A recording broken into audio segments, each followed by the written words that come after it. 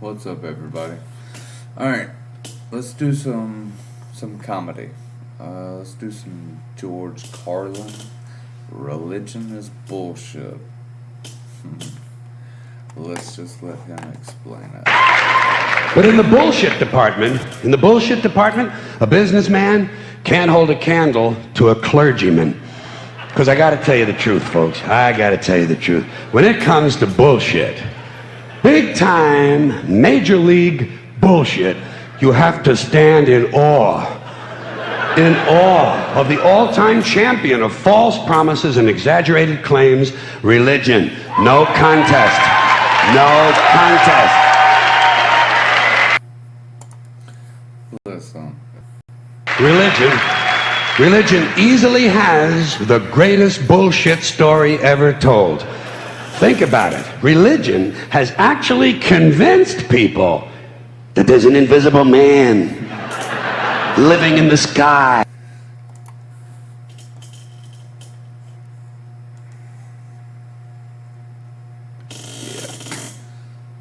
Who watches everything you do, every minute of every day. And the invisible man has a special list of 10 things he does not want you to do. And if you do any of these 10 things, he has a special place full of fire and smoke and burning and torture and anguish where he will send you to live and suffer and burn and choke and scream and cry.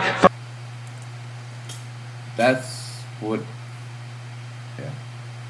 Enjoy. Forever and ever till the end of time. But he loves you. Oh, that's right. I forgot about that part. He loves you.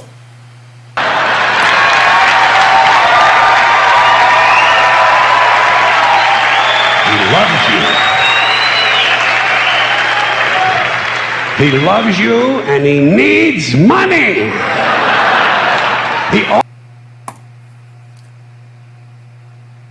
They don't even pay fucking taxes, right? Religious organizations or whatever you want to call them. They don't even pay fucking taxes, right? And they bring in billions of fucking dollars a year. Always needs money. He's all powerful, all perfect, all knowing, and all wise. Somehow, just can't handle money. Religion takes in billions of dollars. They pay no taxes, and they always need a little more. Now, you talk about a good bullshit story. The best bullshit story ever fucking told. The best science fiction novel ever written. The Bible. Holy shit.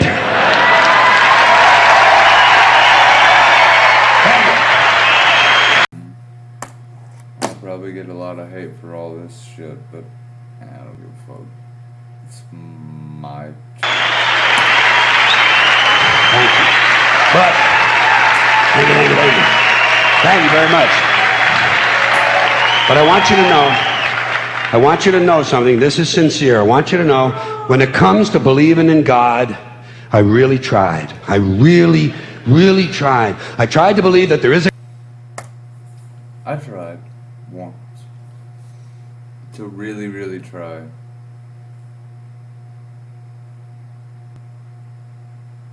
Yeah. How'd that work out? God, who created each of us in his own image and likeness, loves us very much, and keeps a close eye on things. I really tried to believe that, but I gotta tell you, the longer you live, the more you look around, the more you realize Shit's fucked up. Like, when you're young and naive, yeah, I mean, it's cool to play in the whatever. Pick your fucking fantasy and just live the way you want to fucking live. But once you get older and you've actually lived through shit, yeah. something is fucked up. Something is wrong here. War, disease, death, destruction, hunger, filth, poverty, torture, crime, corruption, and the ice-capades. Something is definitely wrong. This is not good work. If this is the best God can do, I am not impressed. Results like these do not belong on the resume of a supreme being. Very true. Very, very, very true. This is the kind of shit you'd expect from an office temp with a bad attitude. And just between you and me, in any decently run universe, this guy would have been out on his all-powerful ass a long time ago. And by the way, I say this guy because I firmly believe, looking at these results, that if there is a God, it has to be a man. No woman could or would ever fuck things up like this. So,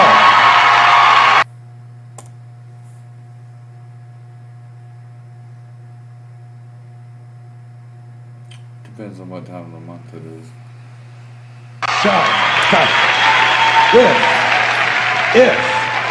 if there is a God, if there is, I think most reasonable people might agree that he's at least incompetent and maybe, just maybe, doesn't give a shit. Doesn't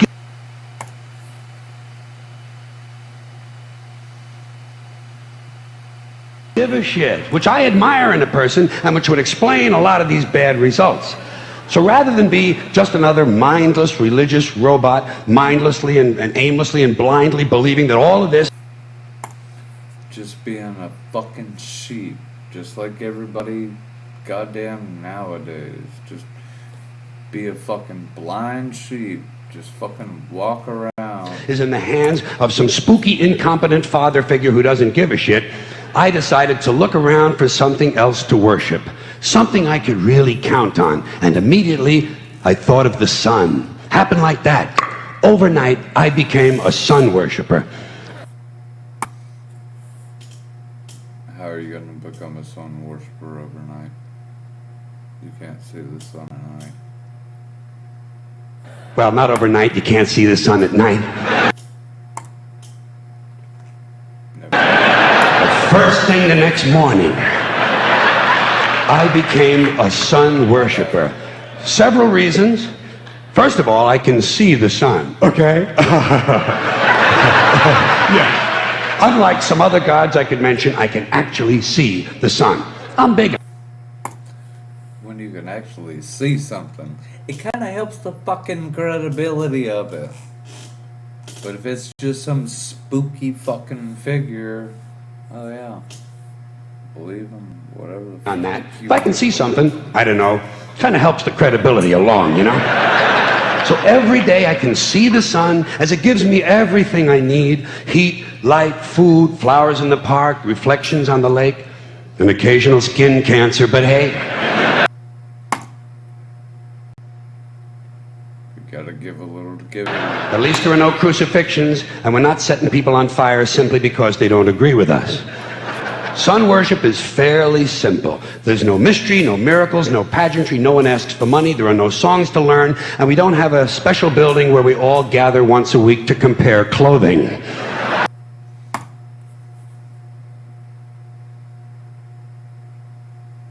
Down here in the South, hell, most people go Wednesdays and Sundays, so they go twice a week to compare clothing and pay money to a spooky father figure. And the best thing about the sun, it never tells me I'm unworthy. Doesn't tell me I'm a bad person who needs to be saved. Hadn't said an unkind word. Treats me fine. So I worship the sun. But I don't pray to the sun. Know why? I wouldn't presume on our friendship. It's not polite. I've often thought people treat God rather rudely, don't you? Asking, trillions and trillions of prayers every day, asking and pleading and begging for favors. Do this, give me that, I need a new car, I want a better job. And most of this praying takes place on Sunday, his day off.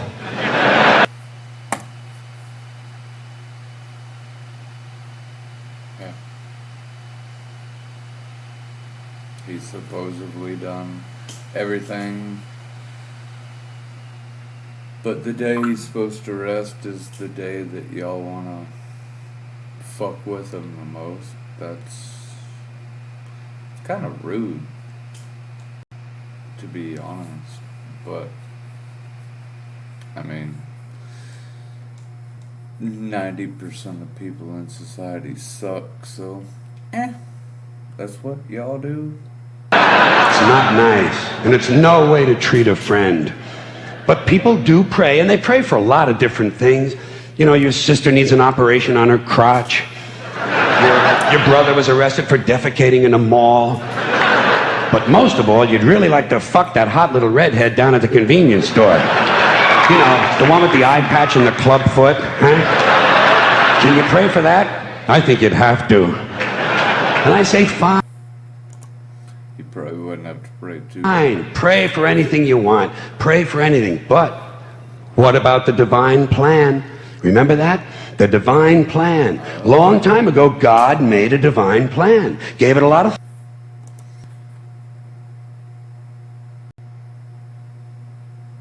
thought, decided it was a good plan, put it into practice. And for billions and billions of years, the divine plan has been doing just fine. But God didn't make it billions and billions of years ago. It was supposed to be... Now you come along and pray for something. Well, suppose the thing you want isn't in God's divine plan. What do you want Because God don't exist. to do? Change his plan? Just for you? Doesn't it seem a little arrogant? It's a divine plan. What's the use of being God if every rundown schmuck with a $2 prayer book can come along and fuck up your plan? Right? I mean, if it's gonna be his fucking way anyways, then why even ask for any fucking thing? Like, everything happens for a reason, people. You might not know the reason, and you might find it as a divine power or whatever you prefer to choose. But everything happens for a reason, and I'm a very firm believer in that. And I am 100% atheist. So, just to get that out of the way, I still believe everything happens for a reason. There's a reason for every move that everybody makes. And here's something else, another problem you might have. Suppose your prayers aren't answered. What do you say? Well, it's God's will. Thy will be done. Fine. But if it's God's will and he's going to do what he wants to anyway, why the fuck bother praying in the first place? Seems like a big waste of time to me. Couldn't you just skip the praying part and go right to his will? It's all very confusing. So to get around a lot of this, I decided to worship the sun. But, as I said, I don't pray to the sun. You know who I pray to? Joe Pesci.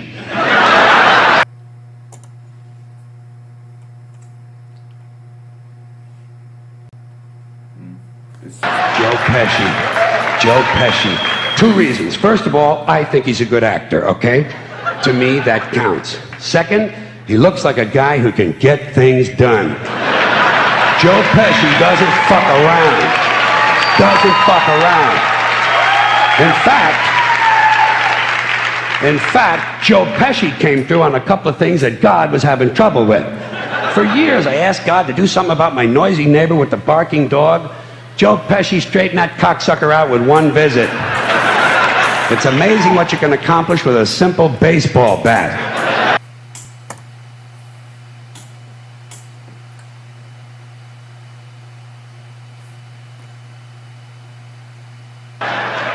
So I've been praying to Joe for about a year now, and I noticed something. I noticed that all the prayers I used to offer to God and all the prayers I now offer to Joe Pesci are being answered at about the same 50% rate. As long as you're allowed to wake up every day, pray for what you want to, do what you want, just try to be a fucking decent human being, and at the end of the day, that's all you can ask for. I hope this country turns around. Half the time I get what I want, half the time I don't. Same as God, 50-50. Same as the four-leaf clover and the horseshoe, the wishing well and the rabbit's foot. Same as the mojo man. Same as the voodoo lady who tells you your fortune by squeezing the goat's testicles. It's all the same, 50-50. So just pick your superstition, sit back, make a wish. Yeah. Pick it. See? I just fucking said that. Pick your fucking superstition. Whatever you want to believe in. Pick it. But don't fucking try to force it on other people. And don't look down on other people who don't give a fuck about your opinion. Because it's your opinion. This is my opinion. I'm allowed my fucking opinion. That's my fucking right. So, whatever. Do you? And enjoy yourself. And for those of you who look to the Bible for moral lessons and literary qualities, I might suggest a couple of other stories for you. You might want to look at The Three Little Pigs. That's a good one. Has a nice, happy ending. I'm sure you'll like that. Then there's Little Red Riding Hood, although it does have that X-ray. Oh, no, he's just fucking trolling. And this was years ago. Could you imagine if he was alive right now? Saying half of the shit he fucking says. George Carlin was a fucking master. He was just that guy. He was the one. Part where the big bad wolf actually eats the grandmother, which I didn't care for, by the way. And finally, I've often always drawn a great deal of moral comfort from Humpty Dumpty. The part I like the best, all the king's horses and all the king's men couldn't put Humpty Dumpty back together again. That's because there is no Humpty Dumpty and there is no God. None, not one, no God.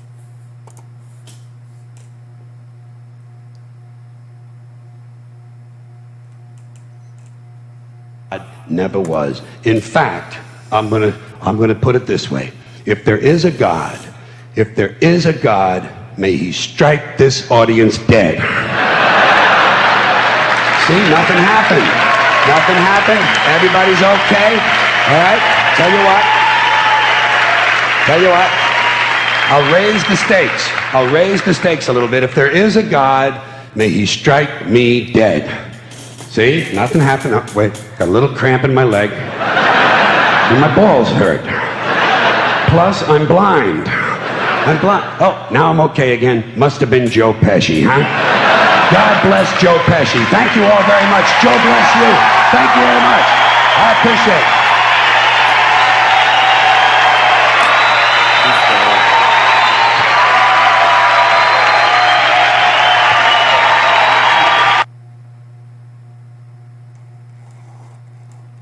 That guy. I don't know what to tell you. He was a fucking legend. Like, he wasn't a comedian. He was a fucking philosopher. Like, yeah. I don't know. I learned a lot from him when I was growing up. But that'll be the end for this video, and we'll go on to the next one. Y'all have a good one.